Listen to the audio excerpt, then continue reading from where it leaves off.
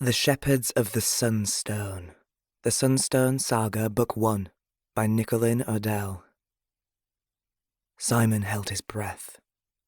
Darkness was closing in. He could see a sliver of light on the ripples far above, edging away. He felt himself being pulled down into the depths as if by countless taut, grasping hands. Pressure filled his chest. I need to breathe. He was fading, sinking, lungs burning. He sucked in a breath and felt the murky cold fill him. Simon! Simon!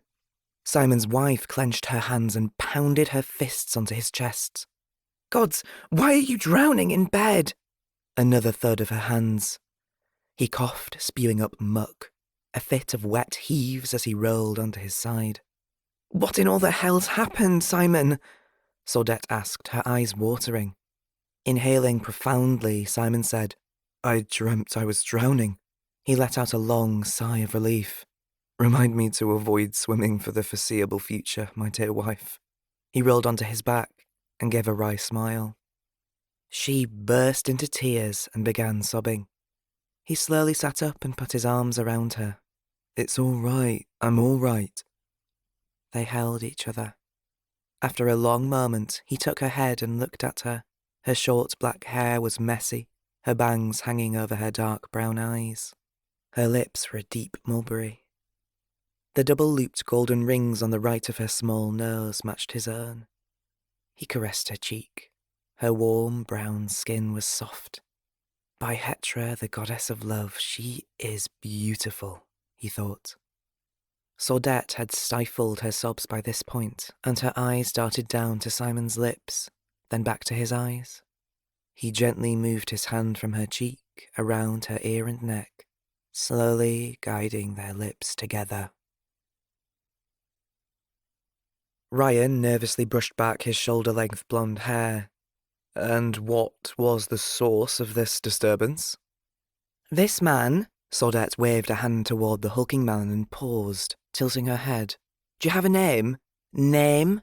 She touched her chest and said, I am Saudette. You are? Baal, he growled. My friend Baal was either trying to purchase or sell grit to the merchant as far as I could tell. Grit?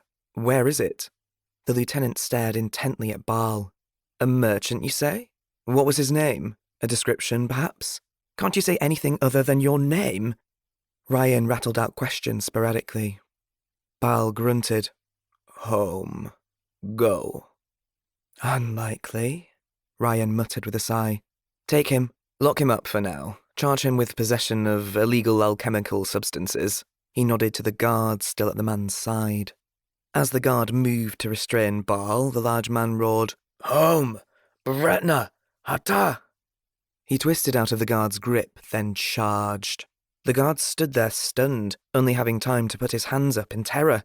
Too late. Baal's shoulder impacted the man, sending him into the wall, plaster covering him as he slowly slumped down. Baal turned back to the door. The lieutenant was sweating profusely behind his desk, his bloodshot blue eyes darting back and forth between Baal and Saudette. He had edged toward the corner of the room, his sword now in a trembling hand.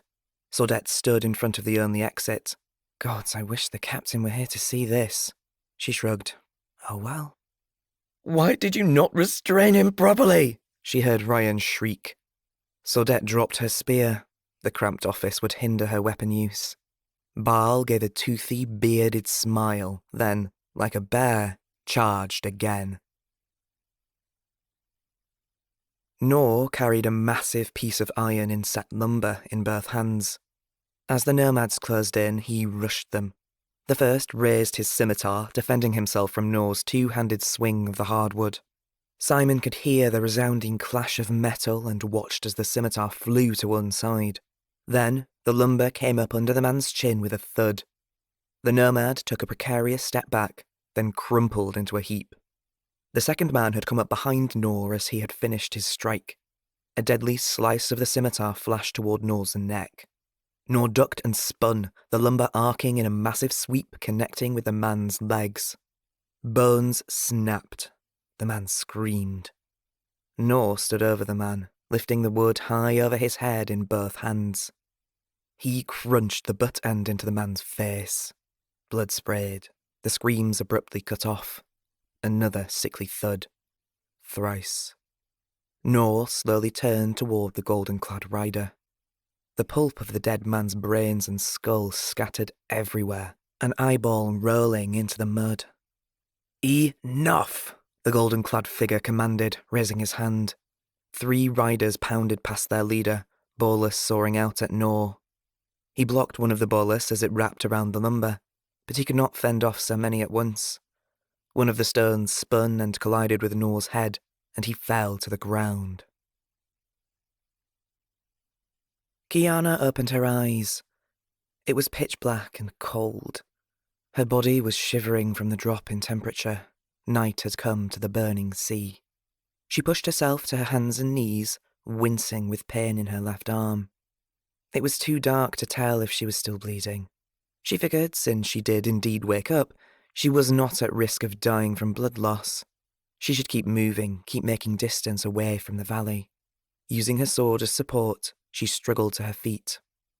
"Rest more, she-wolf!" a voice cackled in the darkness. She spun about, shakily raising her sword in her good hand as best she could. She saw nothing.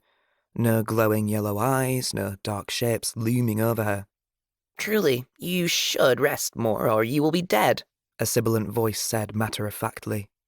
Then she saw small, glowing green eyes blink open a slight distance away. "Just out of my sword reach," she noted. "Come closer, demon, and fall upon my blade," she growled weakly, stepping toward the glowing eyes. Not good, stupid she-wolf. Chance to kill you while sleeping, I had." The luminous eyes bobbed around and blinked in front of her. She stopped in her tracks. It was true. If it wanted me dead, I would be. "Then, Primus Tell, why haven't you done so?" "Fill her mouth with sand, I could have, or eat her feet off. Yes, delicious feet. Content with another lick's cogs will be. Wait till stupid she-wolf is sleeping once again." "Licking my feet!" she blanched, feeling suddenly nauseous. "Ah, it reads my thoughts!" the thing squealed, and the eyes disappeared into the dark. "Wait!" Kiana called out. "Come back!" There was only silence in response.